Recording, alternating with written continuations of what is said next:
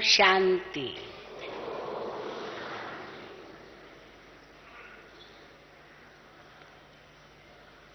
इस संगम युग पर शिव बाबा आकर 3 चीजें स्थापन करते हैं। धर्म पिताएं केवल एक चीज ही स्थापन करते हैं। वे केवल धर्म की स्थापना करते हैं। लेकिन जब शिव बाबा आते हैं तो देवी देवता धर्म की स्थापना तो करते ही हैं, लेकिन साथ साथ एक राज्य की भी स्थापना करते हैं। आज भी बाबा ने मुरली में कहा कि यहाँ तुम बच्चे पुरुषार्थ करते हो और फट से सतयुग में राजाई तुम्हें मिलती है। और धर्म पिताएं आते हैं तो बहुत समय के बाद जब इनकी बहुत वृद्धि होती है तब जाके इनकी राजाई स्थापन होती है। लेकिन तुम बच्चे इस संगम पर पुरुषार्थ करते हो और भविष्य में इसकी प्रारब्ध राजाई तुम्हें प्राप्त होती है। तो शिव बाबा आकर के आदि सनातन देवी देवता धर्म की स्थापना करते हैं, जो इस समय प्रायलोप है। प्रायलोप क्यों कहते हैं? क्योंकि चित्र मौजूद है, देवी देवताओं के चित्र सब मौजूद है, परंतु वो दैवी लक्षण नहीं है। इसीलिए वो सत धर्म लोप हो चुका है, पर यादगारें खड़ी है। और उन देवी देवताओं के नाम वो आज के लोगों पर है, उनके नाम हैं, पर वो धर्म नहीं रहा, क्योंकि वो दैवी लक्षण नहीं रहे। तो शिव बाबा आकर के सत धर्म की स्थापना करते हैं, फिर सत राज्य की स्थापना करते हैं, और तीसरी चीज एक ऐसा बेहद परिवार रचते हैं जो अन्य धर्म पिताएं नहीं करते हैं। तो ये 3 चीजें, 3 बातें शिव बाबा आकर के स्थापन करते हैं इस समय। और कैसे स्थापन करते हैं, उसके लिए बाबा ने हमें बहुत सी बातें कही है। जो श्रीमत बाबा की हमें मिलती है, उस श्रीमत में सब कुछ आ जाता है। तो श्रीमत सुबह से लेकर रात्रि तक की हमें मिलती है। एक एक कर्म के लिए मिलती है, एक एक वचन के लिए मिलती है, एक एक संकल्प के लिए श्रीमत मिलती है। तो उस आधार पर हम देखें कि धर्म की स्थापना का आधार क्या है। जितने भी धर्म पिताएं आए, उन्होंने अपने अपने धर्म की स्थापना किस आधार पर की? सबसे बड़ा आधार उनकी पवित्रता थी। तो पवित्रता ये मूल आधार है किसी भी धर्म की स्थापना के लिए। क्राइस्ट आए, उनके साथ जो उनके अनुयायी थे वो सब पवित्र थे। महात्मा बुद्ध आए, उनके साथ जो उनके अनुयायी थे उन्होंने अपना जीवन पवित्र जीवन व्यतीत किया। जो भी धर्म पिताएं हैं, पवित्रता एक ऐसी महान शक्ति है जिसके आधार से ही धर्म की स्थापना होती है। चाहे कितने भी मठ पंथ स्थापन हुए, कई मठ पंथ आजकल चल पड़े हैं, लेकिन हरेक मठ पंथ की भी स्थापना पवित्रता के आधार पर होती है। तो जितना भी आप देखेंगे सृष्टि के कल्प वृक्ष में जो अलग अलग शाखाएं बनी धर्मों की, और अभी कलयुग में अनेक छोटी छोटी शाखाएं, मठ, पंथ आदि आदि, इन सब का आधार पवित्रता है।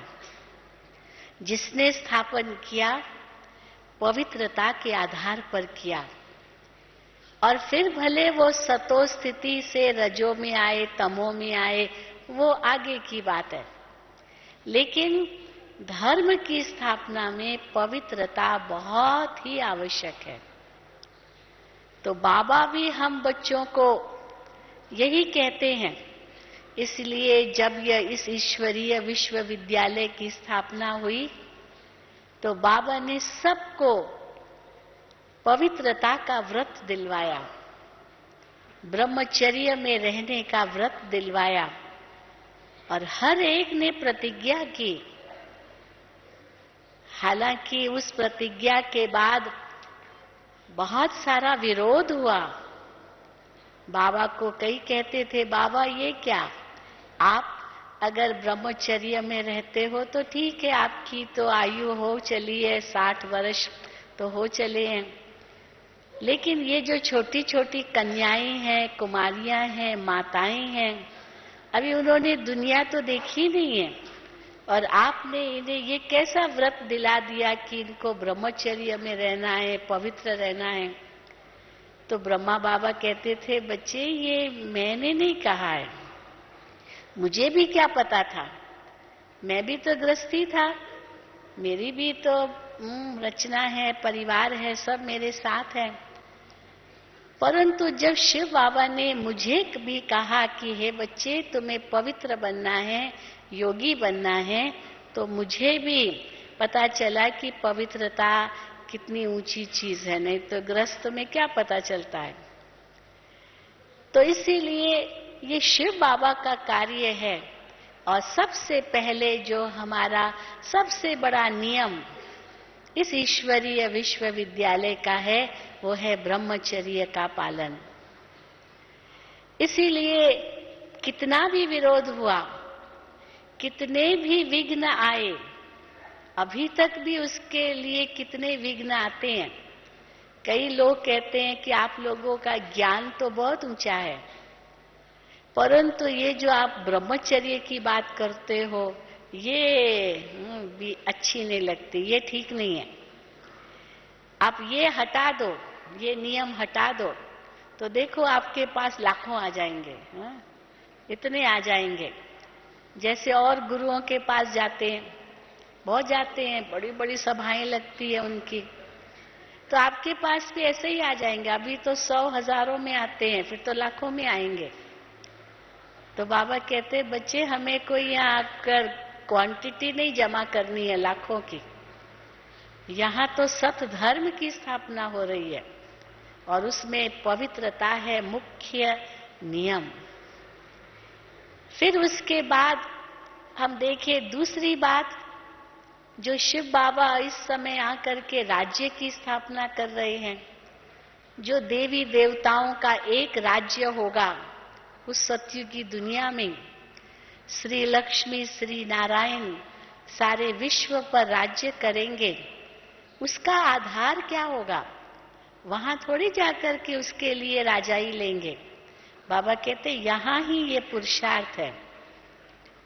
तो वो पुरुषार्थ क्या है जिसके आधार से हम वहां राजाई लेंगे? उसके लिए भी बाबा कहते हैं कोई महाराजा महारानी बनेंगे, कोई राजा रानी बनेंगे, कोई प्रजा बनेंगे, कोई दास दासी बनेंगे, कोई महाराजा महारानी के दास दासी होंगे, कोई राजा रानी के होंगे दास दासी, कोई प्रजा के दास दासी होंगे, और कोई तो दास दासी के भी दास दासी होंगे। क्योंकि ये सब जैसे अभी भी कलयुग की दुनिया में हम देखते हैं।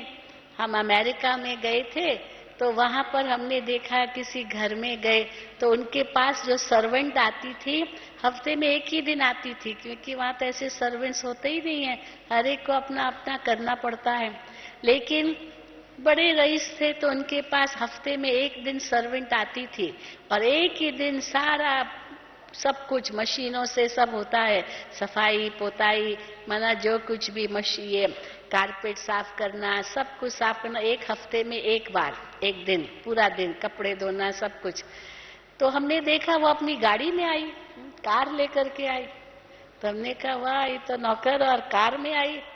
तो वो बताए कि हमारे भी घर में नौकर है, वो हमारे घर का काम करते हैं, हम इनके घर का काम करते हैं।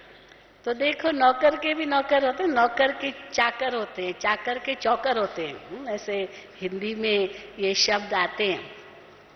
तो सतयुगी दुनिया में भी तो ऐसे ही होगा जो बाबा कहते हैं। हालांकि हर एक अपने आप को देवी देवता कहलाएगा। जैसे यहाँ भी भारत में बाबा कहते हैं सभी भारत के नागरिक हैं। फिर कोई तो पदमपति है और कोई तो बेचारा जिसको रोटी भी खाने को नहीं मिलती, लेकिन वोट तो देने का तो अधिकार उसको भी है ना? वो भी है, चाहे कितना भी गरीब क्यों ना हो। तो इसी प्रकार इस समय शिव बाबा आकर के जो एक राज्य की स्थापना करते हैं, उस राज्य की स्थापना के का आधार क्या है? आप देखेंगे जितने भी राज्य स्थापन हुए हैं या देश स्थापन हुए हैं, उनका आधार क्या होता है? भारत पहले अंग्रेजों के राज्य में था, अंग्रेज ही यहाँ रूल करते थे। परंतु जब भारत को स्वतंत्रता मिली और स्वतंत्रता मिलने के बाद फिर भारत गणतंत्र बना, रिपब्लिक बना। वो किस आधार पर बना? जब भारत का अपना संविधान बना, कॉन्स्टिट्यूशन बना, और उस संविधान में जो भारत में नियम लागू होंगे, जो कुछ भी कानून होगा, कैसे यहाँ के नागरिकों को कर्म करने हैं, क्या कानून में का पालन करना है, वो सब निर्धारित हुआ। और उसके बाद ही जब वो संविधान तैयार हुआ और 26 जनवरी 1950 को भारत देश गणतंत्र बन गया और हमारी सारी पार्लियामेंट बनी, प्रेसिडेंट बना, प्रधानमंत्री बना, ये सभी बने या जो भी, तो उसके आधार से सारा कारोबार उनके हाथ में आ गया। लेकिन ये राज्य कैसे स्थापन हुआ? जब संविधान बना, एक कॉन्स्टिट्यूशन जिसमें लॉज एंड बायलॉज, जिसमें नियम, मर्यादाएं, डिसिप्लिन्स, प्रिंसिपल्स, ये सारी बातें आती है कई आर्टिकल्स के रूप में। और अगर किसी ने उनका पालन नहीं किया तो उसके लिए क्या कानून कहता है, क्या उसकी सजा है, वो सब उसके अंदर निर्धारित है। कैसे चलना है इस देश में, वो सारा उस संविधान के अंदर है। तो हम देखें कि जो सतयुगी राज्य भी स्थापन होगा, उस राज्य की स्थापना में क्या क्या हमारे नियम होंगे, क्या हमारी धारणाएं होंगी, वो सब भी तो यहीं से आरंभ हो रहे हैं। इसीलिए जो बाबा ने हमें सुबह से लेकर के रात्रि तक के नियम बताए हैं, मर्यादाएं बताई है, वो सब सतयुगी देवी देवताओं का संविधान बन जाएगा और उस आधार से वहां राज्य चलेगा। और जितना यहाँ उनका हम पालन करते हैं, उस अनुसार वहां पद मिलेगा हमें सतयुग में। क्योंकि यहाँ भी हम देखते हैं, चाहे कोई राष्ट्रपति बन जाए, प्रधानमंत्री बन जाए, कोई भी मिनिस्टर बन जाए, ये तो नहीं है कि वो जो चाहे सो कहे, करे, मनमानी करे। उसको भी जो संविधान है उसके अंतर्गत चलना है। अगर उसने उस नियम का उल्लंघन किया तो उसकी तो सजा और भी बड़ी है। छोटों की तो चलो फिर भी थोड़ी सजा होगी, माफ हो जाएगी, पर किसी बड़े ने किया जिसके ऊपर कितनी बड़ी जिम्मेदारी है, और वो जब भी कोई पोस्ट उसे मिलती है तो उसके लिए पहले वो प्रतिज्ञा करता है कि मैं भारत का सेवक होकर के रहूंगा। और अगर उसने कुछ ऐसे विरुद्ध किया संविधान के तो उसकी सजा तो और भी भारी है। तो बाबा भी हम बच्चों को कहते हैं, जो हमें श्रीमत मिलती है मुरली में, उसमें हमारे जो नियम है और मर्यादाएं हैं, दो प्रकार के हैं। मर्यादाएं हैं सुबह से लेकर रात्रि तक के डिसिप्लिन्स। अमृत वेले उठना है, सतयुग में भी सब अमृत वेले ही उठेंगे ना, ये थोड़ी कि कोई लेट उठेंगे, अमृत वेले ही उठेंगे। वो भी भले वहां कोई योग नहीं करेंगे लेकिन उठेंगे तो जल्दी ना। जो बाबा कहते हैं प्रकृति आपकी रचना है, वो बाद में उठे, रचयिता तो पहले उठेगा ना। माँ पहले उठेगी, बच्चे बाद में उठे। ये नहीं कि बच्चे पहले उठ जाएं और माँ बाद में उठे। तो जो प्रकृति है, सूर्य है, पक्षी है, पौधे हैं, वो सूर्य उदय होने से सब उठते हैं या पक्षी उसके पहले उठते हैं। तो जो मनुष्य है वो तो उनसे भी पहले उठेंगे ना, क्योंकि वो रचयिता है, वो बाकी तो प्रकृति रचना है। तो इसीलिए सुबह से लेकर के रात्रि तक की जो मर्यादाएं हैं वो बाबा ने हम बच्चों को दी है। खाओ तो कैसे खाओ, विचरण करो तो कैसे करो, तो आहार, विहार, व्यवहार, सारा सब कुछ हमारी मुरली में बाबा देते हैं। इसमें कोई भी ये नहीं कह सकता है कि हमें तो मालूम ही नहीं है। तो ये सारे जो नियम हैं, ये मर्यादाएं हैं, और जो नियम है मुख्य बाबा ने 4 हमें दिए हैं। वो नियम है हमारे, जिसको कई बार हम देखते हैं मिलिट्री में ऑर्डिनेंस होता है।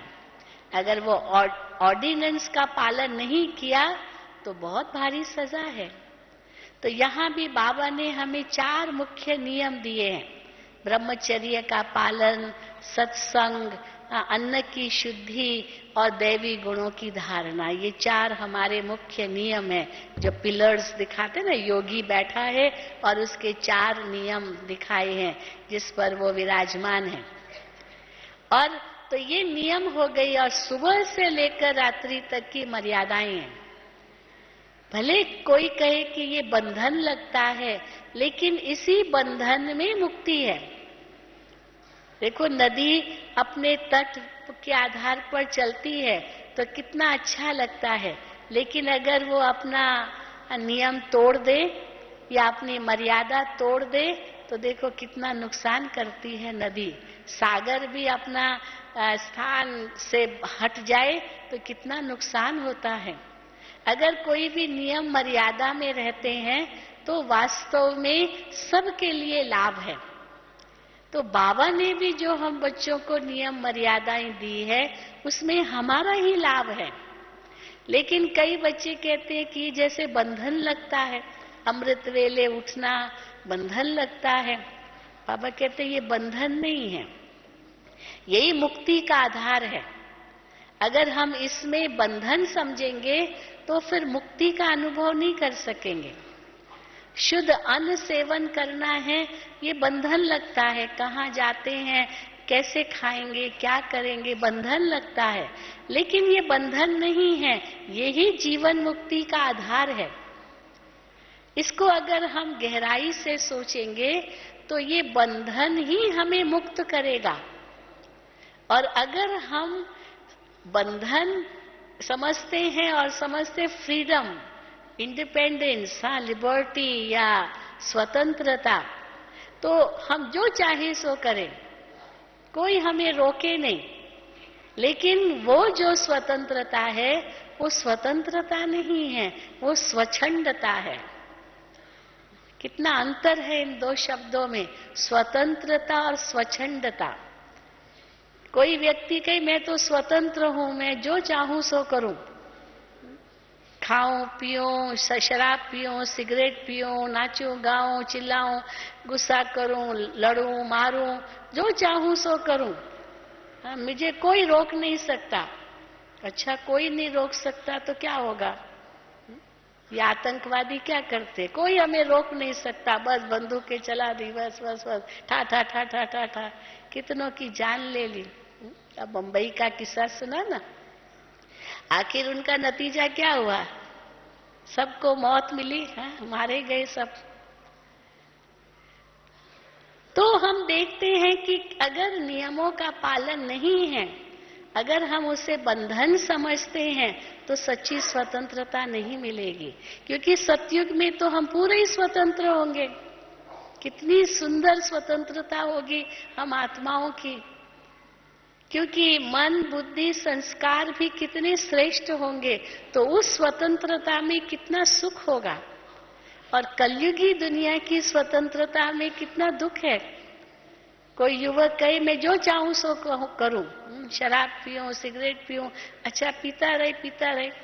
कोई कहे मैं कमाता हूं ना, अगर मैंने शराब पी तो क्या हुआ, मैं कमाता हूं, मैं किसी से लेता थोड़ी हूं, मैं चोरी थोड़ी करता हूं, मैं अपना कमाता हूं तो शराब पीता हूं, इसमें क्या है। तो हम कहते अच्छा पियो, लेकिन शराब पीते रहेंगे, आखिर क्या होगा, शराब एक दिन आपको पिएगी। तो स्वतंत्रता के नाम पर मनुष्य शराब पीता है, सिगरेट पीता है, जो कुछ भी करता है, धीरे धीरे वो जो कर्म करता है, वो आदतें जो उनकी बनती जाती है, उन आदतों में वो फंसता जाता है। तो स्वतंत्रता क्या हुई, वो तो और ही परतंत्रता हुई, जिसको बाबा कई बार कहते हैं ना, पहले तो मनुष्य सिगरेट पीता है या शराब पीता है, लेकिन बाद में वो शराब उसको पीती है, उसका शरीर नष्ट कर देती है, सब खत्म कर देती है। कोई कहे कि मैं क्रोध करूं, खूब क्रोध करूं, इतना जितना चाहूं, मुझे कौन रोक सकता है, हाँ मेरे अंदर शक्ति है, मैं खूब क्रोध करूं। अब खूब क्रोध करेगा तो नतीजा क्या होगा, हार्ट अटैक आ जाएगा, क्योंकि शरीर की तो अपनी लिमिट है ना।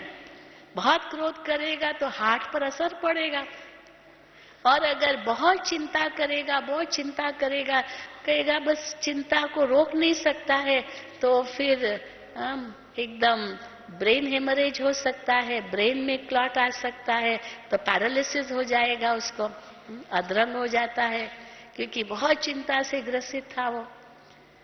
तो जरा भी शरीर भी देखिए नियम मर्यादा में चलना चाहता है, क्योंकि शरीर भी तो मशीन है ना, इस मशीन को भी नियम मर्यादा के अनुसार चलाना है। क्या इस शरीर के लिए योग्य है, कितना खाना है, किस वक्त खाना है। अगर मशीन को भी समय पर ठीक नहीं रखेंगे, कार्य नहीं देंगे, उसकी सफाई नहीं करेंगे, तेल नहीं डालेंगे, तो वो भी जवाब देगा। तो शरीर भी तो मशीन है, इसको भी नियम पूर्वक चलाना है। रात को भी समय पर सोना है, भोजन भी समय पर करना है, क्या मुख में डालना है वो भी, उसका भी ज्ञान हो, क्या शरीर के लिए आवश्यक है। तो इसलिए तो नियम हमारे मुख्य रूप से 4 बाबा ने हमें दिए, इनका हर रूप से पालन करना अनिवार्य हो जाता है। बाकी मर्यादाएं भी बाबा ने हमें दी है, जितना करेंगे उतना हमारे लिए फायदा है। तो इसलिए धर्म की स्थापना भी हो रही है, राज्य की भी स्थापना हो रही है, और इस राज्य की स्थापना में जो बाबा ने तीसरा हमारा नियम दिया है, दैवी गुणों की धारणा, उस दैवी गुणों की धारणा में भी हमें समझ चाहिए। इसलिए जो आज का विषय है, नियम और मर्यादाओं का समझ पूर्वक पालन। जहां हमारे नियम है, उसके लिए बाबा कहते धर्त पड़िए, धर्म न छोड़िए। प्राण जाए पर प्रण न जाए, वचन न जाए। जो बाबा से प्रतिज्ञा की है, वो प्रतिज्ञा का पालन अवश्य हम करेंगे, भले उसके लिए हमें अपनी जान भी देनी पड़े, कोई बात नहीं, क्योंकि बाबा हमें नया चोला देगा। ये इतना दृढ़ संकल्प हो हमारा कि भगवान से हमने प्रतिज्ञा की है। परंतु जब यहाँ दैवी गुणों की धारणा की बात आती है, तो उसमें समझ चाहिए कि किस समय कौन सा दैवी गुण हमें धारण करना है, कहाँ जोश रखना है, कहाँ होश भी रखना है। कई बार जब हम जोश में आ जाते हैं तो होश को भूल जाते हैं, और सर्विस करने की बजाय डिससर्विस हो जाती है। जिस प्रकार जैसे कई बार बाबा कहते हैं, मान लो अब मिलिट्री के लोग हैं, मिलिट्री में तो मेस का खाना पड़ता है, अब कोई कहे नहीं मैं तो मेस का नहीं खाऊंगा, मैं तो अपना बनाऊंगा। अब बाबा कहेगा कि वो मेस वाले कहाँ छुट्टी देंगे अपना बनाने की। मान लो अगर कोई युक्ति रच सकते हो, कुक जो खाना पकाता उसके साथ दोस्ती कर लो, उनको कहो कि भाई देखो मेरे भोजन में ना लहसुन प्याज नहीं डालना। वो वो नहीं डालेगा, वो छौंक लहसुन प्याज का नहीं डालेगा, आपका अलग रख सकता है। परंतु मान लो कि और कोई तरीका नहीं है, तो फिर बाबा कहेगा अच्छा बच्चे, बाबा की याद में खाना पड़ेगा तो जरूर है, परंतु जहां तक हो सके युक्ति रचो। ये नहीं कि हाँ जहां गए बस क्योंकि खाना ही है तो सब खा लिया, मुंह में डाल दिया, मुख में पानी आ गया तो डाल दिया। भाई उस समय लौकिक में कार्य करते थे, फर्टिलाइजर कॉरपोरेशन में, तो बड़ी पोस्ट थी, परंतु फिर भी गवर्नमेंट सर्वेंट कहेंगे। तो जब ब्रिजमोहन भाई बाबा के पास गए साकार में और बाबा से पूछा कि बाबा क्योंकि कई हमारे अफसर हैं, हमारे से बड़े हैं, तो वो हमें बुलाते हैं तो हमें चाय की ऑफर करते हैं, तो बाबा मैं चाय पीऊं या ना पीऊं, क्या करूं, नहीं पीऊंगा तो लोग मुझे नौकरी से निकाल देंगे। तो बाबा ने कहा नहीं बच्चे कोई बात नहीं, आप भले चाय पी सकते हो, बाबा को याद करके, अगर कोई ऐसा प्रसंग है जरूरी है तो कोई बात नहीं, बाबा को याद करके पी सकते हो। तो ब्रिजमोहन भाई को तो श्रीमत मिल गई कि हाँ कोई आवश्यक हो मना नहीं करना होता है, संगठन के अंदर भले पी लो क्योंकि तुम नौकरी करते हो। अब उसके वे रमेश भाई ने सुन लिया, तो रमेश भाई ने बाबा को कहा कि बाबा मेरे भी क्लाइंट्स आते हैं, मैं भी उनके पास जाता हूँ, मुझे वो अपने घर में बुलाते हैं, चाय की ऑफर करते हैं, तो मैं पीऊं? बाबा ने कहा बिल्कुल नहीं। तो उसने कहा ये क्या बाबा, आपने उनको तो छुट्टी दी और मुझे आप कहते हो बिल्कुल नहीं। तो बाबा ने इसका अर्थ बताया कि देखो बच्चे आप तो मालिक हो, आप तो किसी के नौकर नहीं हो, कोई गवर्नमेंट जॉब नहीं है आपका, आप तो मालिक हो। अगर आप अपने क्लाइंट के पास भी जाएंगे और चाय भी नहीं लेंगे तो लोग आपके प्रति बहुत बड़ी रिस्पेक्ट रखेंगे कि देखो ये हमारा जो वकील है ये बहुत ही मर्यादा वाला व्यक्ति है, ये सच्चा व्यक्ति है, और आपको अपना वकील और ज्यादा बनाएंगे क्योंकि आप सच्चे सत्यता के मार्ग पर हो, आप नियमों के पक्के हो और आपके अंदर बहुत डिसिप्लिन है, बहुत मर्यादाएं हैं। इसीलिए क्योंकि आपका जीवन मर्यादा पूर्ण है तो आपको वो बहुत रिस्पेक्ट देंगे, और अगर आप चाय लेंगे अपने नियम को तोड़ देंगे तो और ही समझेंगे ये तो जैसे और वकील है ना वैसे ये भी है। तो इसीलिए देखिए उनके न पीने में फायदा है और उनके पीने में फायदा है। अभी नियम तो दोनों के लिए, लेकिन वो मर्यादा जो बताई कि समय स्थान परिस्थिति व्यक्ति वातावरण इन सब के आधार पर परिवर्तन तो करना ही पड़ेगा, फ्लेक्सिबल भी रहना पड़ेगा। भाई चलो शादी में जाना है, हम कुछ नहीं खाएंगे तो ये कहेंगे ये क्या शादी में आए और कुछ नहीं खाएंगे, अच्छा फ्रूट ले लो, जूस ले लो, मना थोड़ी है, सलाद ले लो, कई चीजें रखी रहती है, खाली पका हुआ खाना थोड़ी होता है। तो अगर हम उस रूप से ले भी लेते हैं तो मना तो है नहीं। अब शादी के प्रसंग में आप बिल्कुल सिंपल रहेंगे, आप फैमिली में रहते हैं और शादी में जाएंगे बिल्कुल कुछ नहीं पहनेंगे, नहीं नहीं मैं तो कुछ नहीं पहनूंगी, तो लोग समझेंगे कि देखो कितना जिद कर रही है, भले पहनो ना, बाबा कहाँ मना करते हैं। सतयुग में तो बहुत सजेंगे हम लोग, हम कोई सन्यासी तो है नहीं। हम लोगों को कई कहते हैं कि आप लोग सन्यासी नहीं, हम कहते बिल्कुल नहीं, कौन कहता हम सन्यासी है, तो फिर आप लोग सफेद कपड़े क्यों पहनते हो, हम कहते ये तो हमारी ड्रेस है, हमारा यूनिफॉर्म है इसलिए पहनते हैं, कोई सन्यासी है इसीलिए थोड़ी पहनते हैं। ये बाबा ने हमारी यूनिफॉर्म नियुक्त की है ताकि वो पवित्रता अनुभव हो, वो सफाई सच्चाई स्वच्छता ये अनुभव हो, इसलिए बाबा ने ये यूनिफॉर्म हमें दिया है। बाकी जो फैमिली में रहते हैं बाबा उनको मना थोड़ी करते कि रंगीन कपड़े ना पहनो, भले पहनो। हाँ सवेरे क्लास में आते हो तो यूनिफॉर्म पहन करके आओ, सफेद पहनो। कई बार यहाँ आते हैं ना भाई बहने, बहुत काले काले रंगीन कपड़े पहन के आते हैं, तो वो खुद ही कहते हैं, बहन जी हमें तो ऐसे लगता है जैसे हम हंसों के संग में कौवा बैठे हैं। वो खुद ही बोलते हैं। उनको खुद ही लगता है कि इतने सब सफेद सफेद वस्त्रधारी, और मैं तो सफेद कपड़े लाया नहीं, सफेद कपड़े लाई नहीं, तो मुझे तो बहुत बुरा लगता है। जैसे सफेद हंस और उसमें काला कौवा बैठा हो, कितना बुरा लगेगा। तो हाँ, तो ऐसे समय पर अपने नियम मर्यादा पूर्वक वो सफेद ड्रेस लानी होगी। अभी कल बाबा आएंगे और उस समय कोई काले कपड़े बैठ करके पहन के आवे, कितना बुरा लगेगा। तो समय स्थान परिस्थिति अनुसार वैसे अपने आप को ढालना होता है। परंतु मानो शादी के मौके पर जाएंगे, आप फैमिली में रहते हैं, आपके परिवार में किसकी शादी है, तो क्यों नहीं गहने पहनो, मना तो है नहीं। क्यों नहीं रंगीन पहनो, आप लोगों को तो कोई मना नहीं है। परंतु मान लीजिए अभी कोई कहे नहीं, बाबा कहते भले पहनो, तो किसी की मृत्यु का प्रसंग है, वहां भी ये सब पहन के जाओ, अच्छा लगेगा क्या? तो वहां तो सिंपल जाना होता है। तो इसीलिए समय स्थान परिस्थिति अनुसार कैसे हमें अपने आप को फ्लेक्सिबल रखना है, मोड़ने की शक्ति हमारे अंदर हो, ये बहुत आवश्यक है। तो जिसमें जैसे हम देखते हैं दैवी गुणों में, जितने भी दैवी गुण हैं, कई ऐसे दैवी गुण हैं जो बिल्कुल एक दो के ऑपोजिट है। जैसे मान लीजिए गंभीरता, ये भी एक दैवी गुण है। दूसरा गुण है हर्षित मुक्ता, वो भी दैवी गुण है। अब कोई कहे कि बस बाबा कहते ना गंभीर रहो तो बस मुस्कुराना भी नहीं, चुप, ये थोड़ी गंभीरता है। गंभीरता का मतलब होता है कि अंदर में हर बात की गहराई में जाओ, बाबा की ज्ञान की गहराई में जाओ।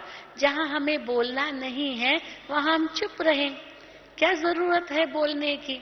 कई बार मुख से दो शब्द निकाल देते हैं तो कितना वातावरण बन जाता है। तो उस वातावरण को न बनाए, उसके लिए चुप रहना ठीक है, गंभीर रहना ठीक है। यहाँ की बात वहां, वहां की बात वहां, जरूरत नहीं है।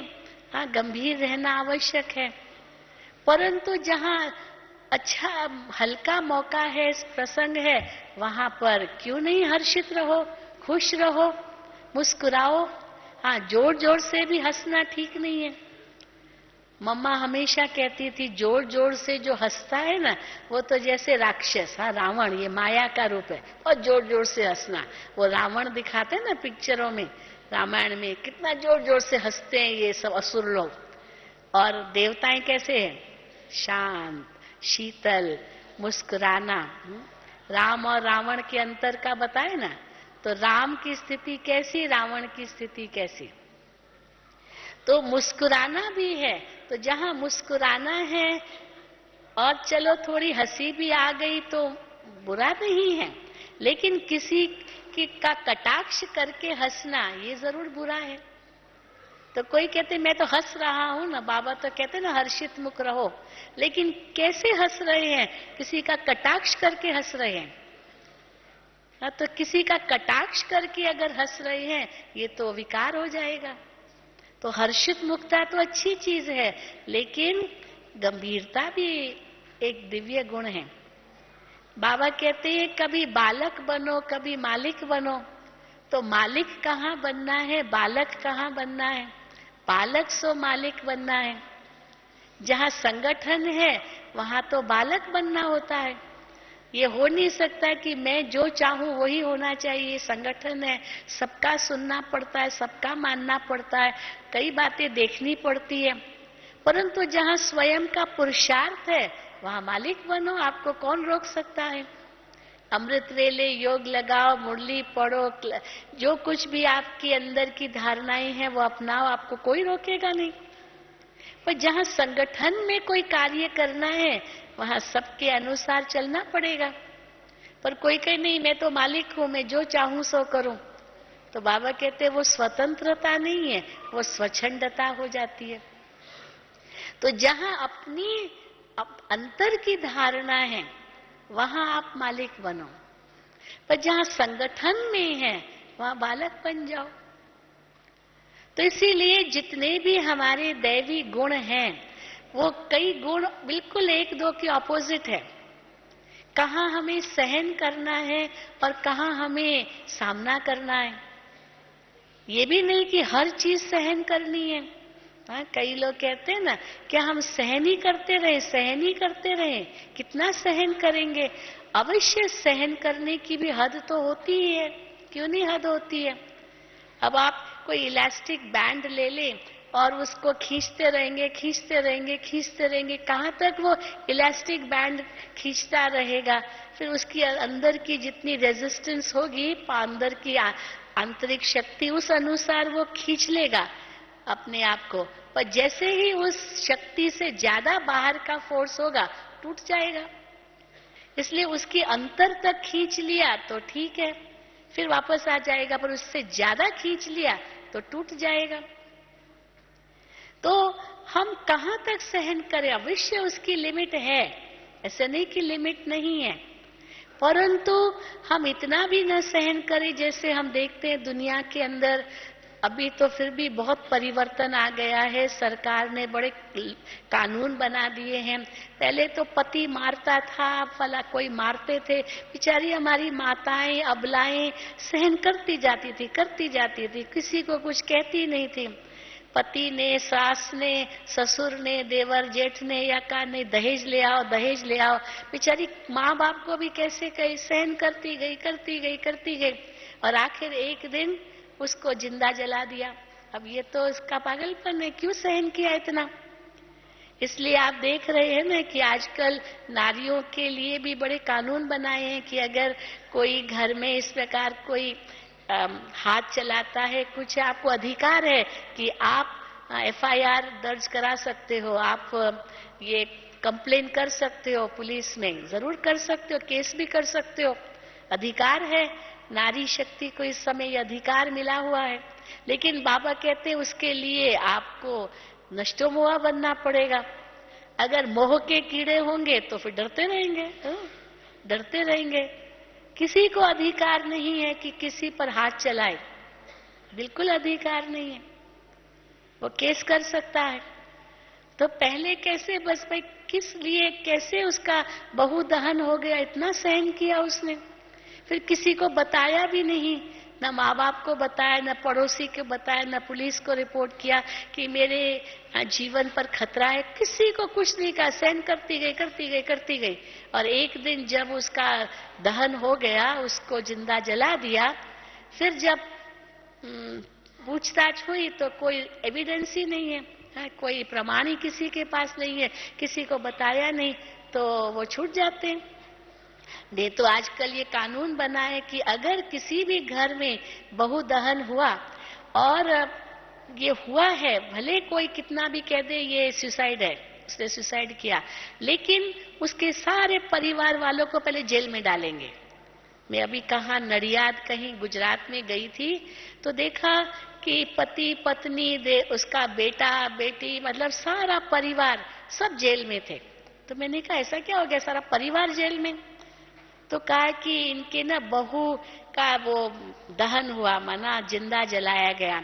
तो वो जो औरत थी, इसकी सास, वो कहे नहीं मेहता जी नहीं, मैंने तो कुछ नहीं किया, उसने खुद ही किया। लेकिन वो जेल में पड़े जब तक कानून कुछ उनका फैसला न करे। लेकिन वो जो जेलर था वो कहे कि एविडेंस तो कुछ है ही नहीं, उसकी बहू ने किसी को कुछ कहा ही नहीं, तो एक दिन छूट जाएंगे, सब छूट जाएंगे किसी को, क्योंकि इतना सहन कर लिया। तो बाबा कहते इतने हद तक भी सहन नहीं करना है, क्योंकि अष्ट शक्तियों में परक शक्ति भी है, परक शक्ति के साथ साथ निर्णय शक्ति भी है, कि उस परिस्थिति को परखो कि इसका नतीजा कहां तक पहुंचेगा, कहां तक जाएगा। अगर इसका ये इतना बढ़ सकता है, तो उस अनुसार उस परिस्थिति को समझ करके, परख करके फिर निर्णय लो, कोई ऐसा ड्रास्टिक स्टेप लो, ताकि आप उस किसी को जरूर बताओ। आप भले कानून का आधार लो, इसको आगे बढ़ने न दो। तो निर्णय शक्ति भी हमारे पास है, और फिर परिस्थिति का सामना करो। क्यों नहीं करो? घबराओ मत, डरो मत। लेकिन कई मोह के वश डर जाते, घबरा जाते हैं, फिर सहन करते रहते। तो जहां व्यक्ति है वहां भले सहन करो। अब किसने 2 गाली दी, चलो 2 गाली दी, लगी कहां? कोई बात नहीं। निंदा हमारी जो करे मित्र हमारा सो, कोई बात नहीं। निंदा की तो कहां लगी हमको ये गाली, अंदर तो लगी नहीं ना। मैं एक प्रसंग बताती हूँ। मम्मा के समय में जो छोटी थी मैं, तो मम्मा बाबा बॉम्बे में आते थे, तो मम्मा के सामने ये बात हुई। कई कुमारियां बैठी थी मम्मा के सामने, तो एक बहन आई मम्मा के पास और मम्मा को कहती, मम्मा इसने मुझे बहुत तंग किया, बहुत मुझे बुरा भला कहा, मम्मा इसने मुझे ऐसे किया। बड़ा वो मुंह बना करके मम्मा को ऐसे बोल रही जैसे अभी भी उसको इतनी नफरत है उसके उसके अंदर। तो मम्मा ने उसका चेहरा ही देखा, देखती रह गई। मम्मा ने कहा कि हुआ तो आपका उसके साथ, पर अपना चेहरा तो देखो, कैसा बना दिया आपने अपना चेहरा। चलो 2 गाली, 2 शब्द आपको कहे, वो आपको लगा कहाँ? बेचारी चुप हो गई। कहाँ लगा? कहीं लगा थोड़ी, केवल 2 शब्द ही कहे ना, तो चुप हो गई, कुछ नहीं बोला। तो फिर मम्मा ने उसको कहा, तुमको लगा कहीं? तो कहा नहीं मम्मा, पर मन में तो लगा ना। तो मम्मा ने कहा मन में गया कैसे? कैसे गया? तो कहा मम्मा मैंने अपनी कानों से सुना। तो मम्मा ने कहा अपने कान बंद क्यों नहीं कर दिए उस समय? तो इतना अच्छा वो दृश्य मुझे भूलता नहीं है, इतने साल हो गए होंगे, हाँ 45 साल हो गए, मैं छोटी थी। तो मम्मा ने कहा कान बंद क्यों नहीं कर दिए? तो उसी समय मम्मा ने उदाहरण दिया कि देखो तूफान आ गया है, मान लो आंधी आई है, तूफान आया है, बहुत बारिश पड़ रही है। अब आप उसको कोसेंगे क्या कि हे आंधी, हे तूफान, हे बारिश, तुम मत आओ। आप क्या करोगे? क्या करोगे आप? अपनी खिड़की बंद कर दो अपनी खिड़की दरवाजा बंद कर दो, ताकि वो आंधी तूफान आपके घर में थोड़ी आएगा। अगर खिड़की खुली रहेगी तो आएगा। आप उसको नहीं कोस सकते हो, उसको नहीं आप रोक सकते हो। तो किसी व्यक्ति का मुंह आप बंद नहीं कर सकते हो। भारत के अंदर ये भी संविधान में है, फ्रीडम ऑफ स्पीच। ये संविधान है भारत का कि हर एक को बोलने का मौका है, किसी का मुंह बंद नहीं कर सकते हैं। आप किसी को ये नहीं कह सकते ये मत बोलो, कहेगा बोलूंगा, तुम कौन होते हो? परंतु मैं उसको कैसे लूं? चलो बोल दिया, मुझे लगा का। पंजाबी में कहते हैं ना, निंदक नेरे राखिए, निंदक को अपने नजदीक रखो, क्योंकि वो आपको बताता है कि ये आपकी कमी है, ये आपकी भूल है, आपको ऐसे नहीं करना चाहिए, तो आपकी निंदा करेगा। अब एक माँ बच्चे को कहती है, समझो बच्चा उठता नहीं है, स्कूल जाना है, पढ़ता नहीं है, तो माँ कहेगी बेटा तुम इतना सुस्त क्यों हो? मान लो तुम इतना सुस्त मत बनो, इतने सुस्त क्यों हो? अब बेटा सोचेगा मेरी मम्मी ने इंसल्ट कर दी, मुझे कहा सुस्त, पर हो ना सुस्त। तो माँ तो आपकी शुभ चिंतक है, परंतु फिर दूसरी ओर ये भी समझना होता है कि हम सीधा ऐसे न कहें। एक बार हम कहीं पढ़ रहे थे, डॉक्टर एपीजे अब्दुल कलाम का एक लेख था, तो उसमें उन्होंने लिखा कि जब वो छोटा बच्चा था, उसकी कजिन सिस्टर थी, वो भी एक ही उम्र के थे, 5-6 साल के। तो दोनों पेड़ की डाली से ना वो जैसे झूला बना करके खेलते ना, तो झूला बनाया हुआ था पेड़ की डाली पर, और वो झूल रहे थे, दोनों झूल रहे थे। तो जब झूल रहे थे तो इनका पिता आया या माँ आई और बड़ी तारीफ की बेटे की, वाह तुम तो बड़े होशियार हो, तुम तो कितना आगे बढ़ रहे हो, तुम तो बहुत अच्छा कूद रहे हो ना, झूल रहे हो, बहुत अच्छा, गुड, वेरी गुड। लेकिन जब उसकी जो कजिन सिस्टर थी, उसकी जब माँ आई ना, अरे तुम गिर जाओगी, तुम गिर जाओगी, तो सचमुच गिर गई सचमुच वो गिर गई, क्योंकि उसको कहा तुम गिर जाओगी, तुम गिर जाओगी, और इसको कहा नहीं तुम गिर जाओगी तो गिर जाओगे। तो क्या है, तो इसने सोचा अंतर क्या हुआ, मैं नहीं गिरा, ये क्यों गिर गई? क्यों मैं नहीं गिरा? क्योंकि मुझे ये नहीं कहा तुम गिर जाओगे, तुम गिर जाओगे, इसको कहा तुम गिर जाओगे। तो जो इसके मन में संकल्प दिया ना, तुम गिर जाओगे, तुम गिर जाओगे, तो सचमुच गिर गई वो। नहीं, छोटे बच्चे थे, कोई बहुत ऊंचा तो नहीं था, ऐसे ही खेल रहे थे। तो कहने का भाव है कि हम भी बच्चों को क्या कहें, कैसे कहें। ऐसे भी न कहें कि उनका मन खराब हो। आजकल तो बच्चों में सहन शक्ति नहीं है। कहाँ है सहन शक्ति? तो अगर कहें भी तो सोच समझ करके उनको कहें।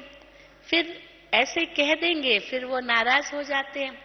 तो हमारे मुख से भी क्या शब्द निकले वो हमें तोल करके बोलने होंगे। तोलो फिर बोलो। पर मान लो दूसरा व्यक्ति मेरे साथ ऐसे कर रहा है, पर हम उसका मुंह तो बंद नहीं कर सकते। हाँ, अपने आप को अवश्य बदल सकते हैं, उनको थैंक्स दे सकते हैं कि अच्छा हुआ आपने मुझे बताया, मैं अवश्य बदल जाऊंगा। थोड़ी नम्रता लानी होगी। ये भी तो अभी अपना अभिमान है ना कि मुझे अपमान महसूस हुआ। तो इसीलिए जहां व्यक्ति है वहां सहन करो, परंतु जहां वो परिस्थिति बन जाए अवश्य उस परिस्थिति का सामना करो। क्योंकि वो जो परिस्थितियां जो मेरे सामने आएगी वो बहुत भयंकर रूप ले सकती है। इसीलिए वो परिस्थिति न मेरे सामने आए न उनके सामने आए, इसीलिए मुझे अपने आप को परिवर्तन करना ही होगा, कुछ स्टेप लेनी पड़ेगी। तो कहाँ मुझे सहन करना है और कहाँ मुझे सामना करना है। जीवन की कई ऐसी परिस्थितियां आएगी, हमें सामना करना ही पड़ता है। हम उसको रोक तो नहीं सकते हैं। अगर ऐसे नहीं होता था तो ये नहीं होता था, ये नहीं करते तो ये नहीं होता था। अब हो गया तो अब क्या करना है, आगे क्या करना है, उसको तो नहीं रोक सकते। वो तो बात तो हो गई। इसीलिए या तो ड्रामा हमें समझना होगा या तो फिर बिंदु लगाना होगा, अपने आप को चेंज करना होगा। पर ये सारे जो दैवी गुण हैं, इन दैवी गुणों में, ये नियमों में, इन मर्यादाओं में हमें अपनी परख शक्ति और निर्णय शक्ति अवश्य यूज करनी है। इसको इसलिए सब इस विषय दिया, इनको समझ करके कार्य में लाना।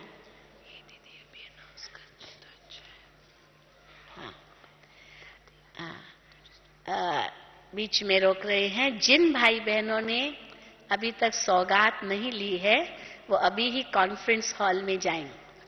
डबल विदेशी और double foreigners also go to the conference hall. If any double foreigners are sitting here, क्योंकि दादी जी 6:30 बजे आ जाएंगे, मैं समाप्त करूंगी थोड़ी देर में।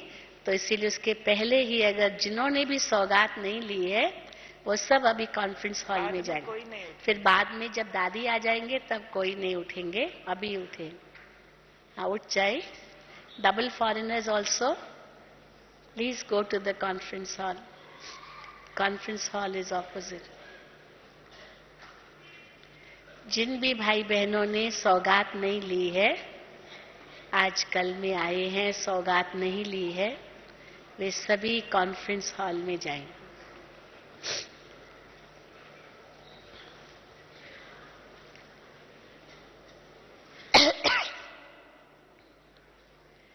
तो इसलिए मैं सुना रही थी कि बाबा ने जो हमें नियम दिए हैं उसमें सोच समझ करके समय अनुसार उसका पालन जरूर करना है। तो मर्यादाएं तो बहुत है, परंतु जो 4 मुख्य नियम हैं उसके लिए तो धर्त पड़िए, धर्म न छोड़िए। हमने भगवान से प्रतिज्ञा की है कि हम अपने जीवन को पवित्र और योगी बनाएंगे। हम शुद्ध अन्न खाएंगे, हम रोज क्लास करेंगे। चलो रोज क्लास नहीं कर सकते हैं, बहुत दूर रहते हैं, तो मुरली ले लो। कई तो अपना मकान ही चेंज कर देते हैं, भाई बाबा के घर के पास ही जाके रहेंगे ताकि हम सेंटर पर रोज जा सके। कई अपने घर में ही गीता पाठशाला खोल देते हैं ताकि वहां रोज क्लासेस चलते रहे। मतलब कोई न कोई तरीका अपनाना चाहिए ताकि इन नियमों का हम पालन कर सकें। फिर ईश्वरीय सेवा भी हमें करनी है। लेकिन उसमें भी समझ चाहिए कि ईश्वरीय सेवा हमें कैसे करनी है। बाबा तो मुरलियों में बहुत सारी बातें कहते हैं ईश्वरीय सेवा करने के लिए, लेकिन वहां हमें देखना होगा। इसलिए बाबा कहते हैं ना, जो समझदार हो ना वही जाए। व्यक्ति से कैसे बात करनी होती है, क्या कहना होता है, सीधा भी नहीं कहना है, क्योंकि बाबा तो अपने बच्चों के सामने बोलते हैं। जो भी बाबा की मुरली चलती है वो बाबा के बच्चों के सामने है, नयों के आगे तो है नहीं। इसीलिए जो बाबा के बच्चे मुरली सुनते हैं तो इतना नशा चढ़ता है, ये बहुत अच्छी बात है।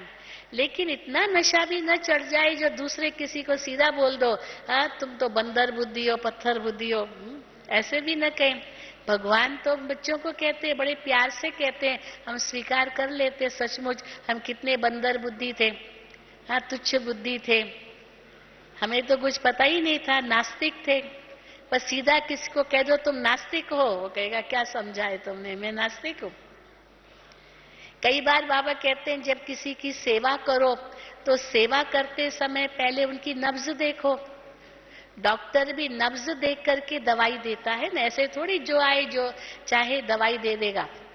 उसकी क्या बीमारी है उस अनुसार उसको दवाई देगा।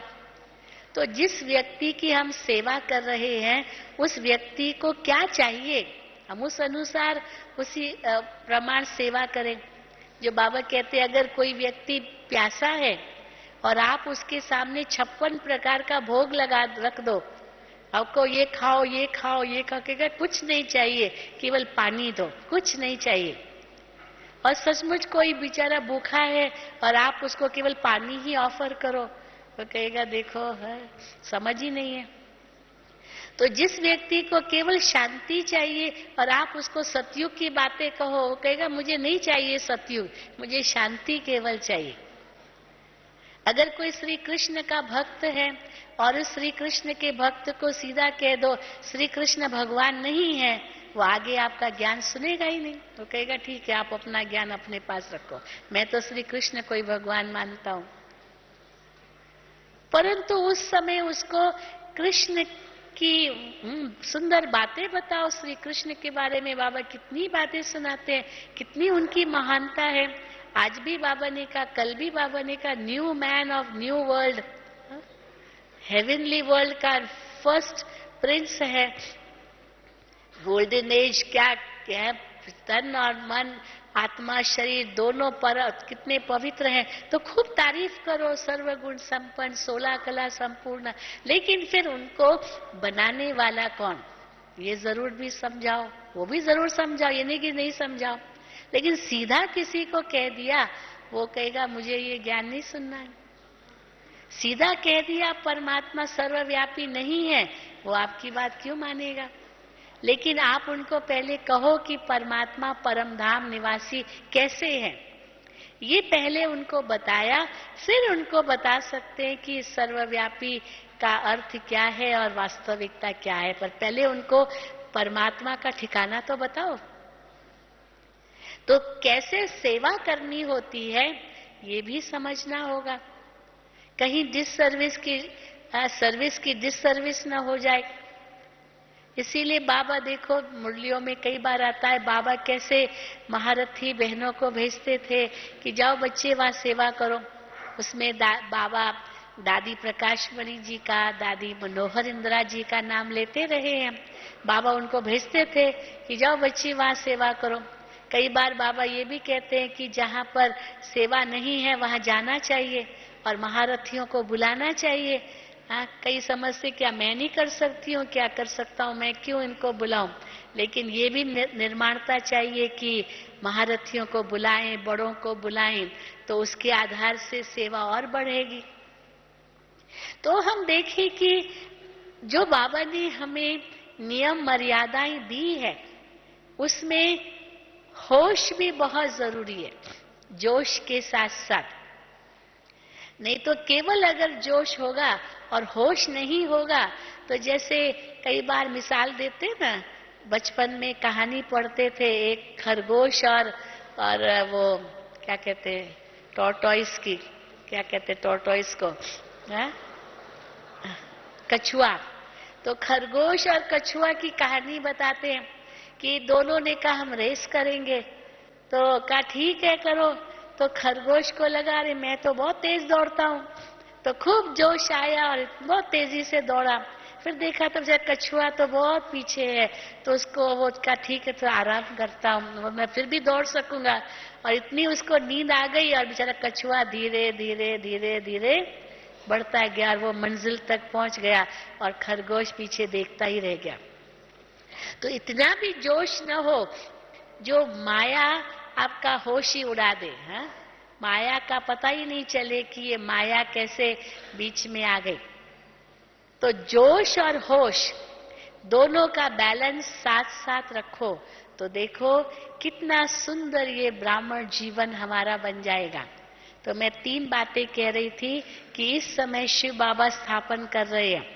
एक है धर्म की स्थापना, उसके लिए पवित्रता ब्रह्मचर्य ये तो अनिवार्य है, उसके लिए कुछ भी करना पड़े मर मिटना पड़े लेकिन हम अपने नियम को नहीं तोड़ेंगे, अपनी आत्मा का अकल्याण नहीं करेंगे।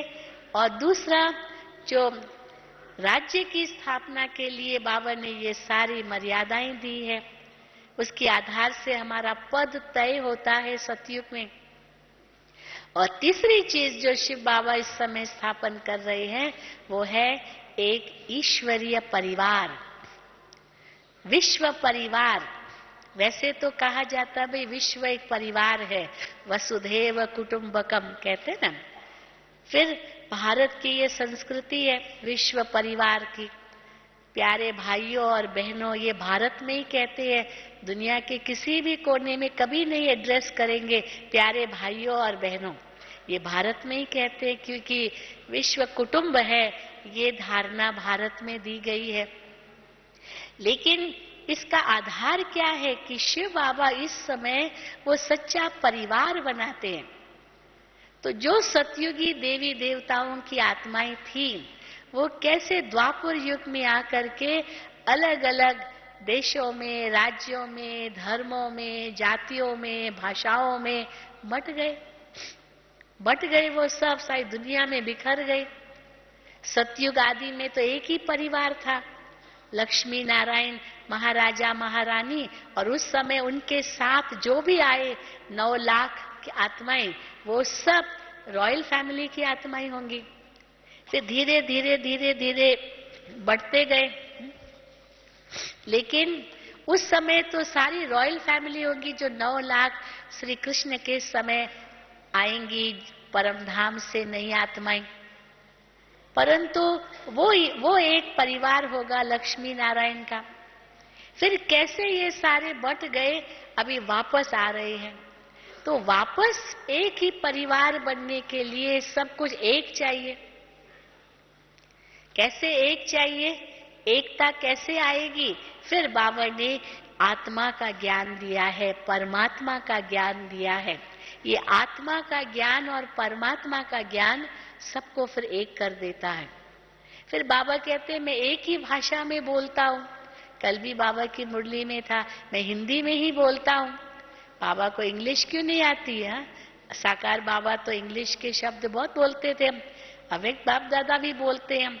हमारे अंग्रेज भाई बहने बड़े खुश होते हैं जब बाबा इंग्लिश में बोलते हैं कोई शब्द। इंग्लिश की जो मुरली आती है ना, उस मुरली में जो बाबा ने इंग्लिश में शब्द बोले हैं वो सब आइटैलिक्स में आते हैं, अलग उनकी वो फॉन्ट में आते हैं कि ये बाबा ने इंग्लिश शब्द बोला। इतनी खुशी होती है। बाबा पंजाबी बोलते हैं, बाबा उर्दू बोलते हैं, तो पंजाबी लोग कितने खुश होंगे। बाबा कहते एक ओंकार सतनाम करता पुरुष, बाबा कहेंगे तो बड़ा अच्छा लगता है, खुश होते हैं। सत श्री अकाल बाबा बोलते हैं तो सिख धर्म वाले कितने खुश होते हैं। गॉड फादर कहते हैं, क्रिश्चियन लोग बड़े खुश होते हैं क्योंकि वहां गॉड फादर कहते हैं। तो इसीलिए बाबा तो सर्व धर्म पिताओं का भी पिता है ना। लेकिन फिर भी बाबा ने एक ही भाषा चुनी है, हिंदी। हालांकि बाबा सिंध के थे, तो शिव बाबा की जब प्रवेशता हुई तो बाबा ने सिंधी बोलना तो बंद ही कर दिया। बहनों को हिंदी आती नहीं थी क्योंकि सिंधी बोलते थे। लेकिन बाबा ने इतना स्ट्रिक्ट रूल निकाला कि किसी को भी यज्ञ में सिंधी नहीं बोलनी है, सबको हिंदी बोलनी है। और सिंधी बोली तो पापड़ बंद ऐसे चुटकुले में हंसी में कहते हैं। तो इतनी हद तक हिंदी चलती थी, जो हमारी बहनें तो सिंधी भूल गई। भले सिंधी है, एक्सेंट वही है, टोन वही है, लेकिन सिंधी में भाषण नहीं कर सकते हैं। 2 शब्द बोलेंगे फिर हिंदी आ जाती है, क्योंकि बाबा ने एक ही भाषा को जोर दिया ताकि सब समझ सके। विदेशियों को भी कहा कि अगर आपको सतयुग में आना है तो हिंदी सीखो। तो सीखते हैं, कितने विदेशी मधुबन में हिंदी सीखते हैं, क्योंकि सतयुग में आना है तो हिंदी सीखनी पड़ेगी। बहुत अच्छा लगता है उनको, और वो अपने आप को आदि भारतवासी कहते हैं। इसलिए हम आदि भारतवासी है, जो सतयुग से आए और अभी अलग अलग देशों में, धर्मों में चले गए। कई तो यहाँ तक बाबा से पूछे, बाबा हमने क्या भूल की जो हम और धर्मों में चले गए और देशों में चले गए? तो बाबा कहते थे, बच्चे भूल नहीं की, ये ड्रामा में ऐसे ही नूंद था। अगर आप वहां जन्म नहीं लेते तो उस देश की भाषा कौन सीखता? भारत वाले थोड़ी वहां जाकर के वो भाषा सीखेंगे, स्पेनिश, फ्रेंच, जर्मन आदि आदि। इसलिए आपका वहां जन्म हुआ ताकि आप वो भाषा जानेंगे और वहां आत्माओं की सेवा करके बाबा के पास ले आएंगे। तो ये भी युक्ति रची हुई है ड्रामा के अंदर। तो इसीलिए ये एक ही परिवार बन रहा है, और ये एक ही परिवार ट्रांसफर होकर के सतयुग में जाएगा। इसीलिए बाबा कहते 9 लाख तो वारिस चाहिए, क्योंकि सतयुग आदि के 9 लाख वारिस होंगे। बाकी प्रजा तो अपने आप बनेगी। जो त्रेता अंत तक की प्रजा, उसके लिए मेहनत नहीं करनी है, पर 9 लाख वारिस जरूर तैयार करनी है, जो पक्के पक्के ब्राह्मण हो, जो सतयुग के आदि में ब्रह्मा पिता की आत्मा के साथ सृष्टि पर अवतरित हो और सतयुग का राज्य चलाए। तो हम सभी कौन है? आप सभी कौन हो? सभी कौन हो? उस 9 लाख की आत्माओं में से हो ना, जो समझते हैं हम सतयुग के आदि में आएंगे। वो हाथ उठाए। हाँ, सारे हाथ उठाएंगे, क्यों नहीं? ये नशा रखना है, और वो नशा कायम रखना है, परंतु साथ साथ उस नशे के साथ, जोश के साथ होश भी रखना है, ताकि कोई डिससर्विस भी न हो और हर मर्यादा, हर नियम का विधि पूर्वक पालन हो।